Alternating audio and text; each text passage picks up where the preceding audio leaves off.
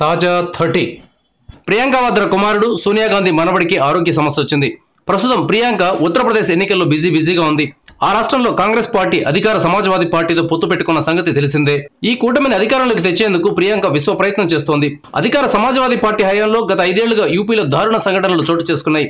ఆ పార్టీ పాలనను జంగిల్ రాజ్ అని, గుండా రాజ్ అని నేషనల్ మీడియా తిట్టిపోసింది. ఈ పరిస్థితుల్లో చాలా పెద్ద బాధ్యతను ప్రియాంక తన భుజాల మీదకి ఎత్తుకుంది. ఈ సమయంలో ఆమె హఠాత్తుగా హైదరాబాద్ వచ్చారు. ఎన్నికల ప్రచారం నుంచి ఆమె ఎందుకు ఇక్కడికి వచ్చారని మీడియా ఆరా తీసింది. ఆమె కుమారుడు రిహాన్ వాద్రాకు కంటి సంబంధ సమస్యలు వచ్చాయి. ఇతనికి స్కూల్లో క్రికెట్ ఆడుతుండగా కంటికి గాయమైంది. ఆ గాయానికి చికిత్స కోసం హైదరాబాద్లోని ప్రతిష్టాత్మక ఆసుపత్రి అయిన ఎల్వి ప్రసాద్ కంటి ఆసుపత్రికి వచ్చారు. డాక్టర్లు 2 గంటల పాటు ఆ అబ్బాయికి కంటి పరీక్షలు చేసినట్లు సమాచారం. సుబ్రహ్మరెడ్డి కూతురు పింకిరెడ్డిని తోడుగా తీసుకుని ప్రియాంక ఎల్వి ప్రసాద్ హై హాస్పిటల్కు వెళ్లారు. మొదట రిహాన్ కు ఢిల్లీ ఎయిమ్స్ లో పరీక్షలు జరపగా వారు ఎల్వి ప్రసాద్ హాస్పిటల్ కు రెఫర్ చేశారు. రెహాన్ కంటికి ప్రమాదం లేదని డాక్టర్లు తెలిపినట్లు సమాచారం. ప్రియాంక హై సెక్యూరిటీ జోన్ లో ఉన్నారు. అందువల్ల ఎల్వి ప్రసాద్ ఐ హాస్పిటల్ వద్ద భద్రతను కట్టుదిట్టం చేశారు. మీడియాను కూడా హాస్పిటల్ వైపు అనుమతించడం లేదు. కాంగ్రెస్ శ్రేణులకు కూడా సమాచారం ఇవ్వలేదు. తెలంగాణ కాంగ్రెస్ అధ్యక్షుడు ఉత్తమ్ కుమార్ రెడ్డి కూడా ఈ విషయం ఆలస్యంగా తెలిసిందని కాంగ్రెస్ వర్గాలు వెల్లడించాయి.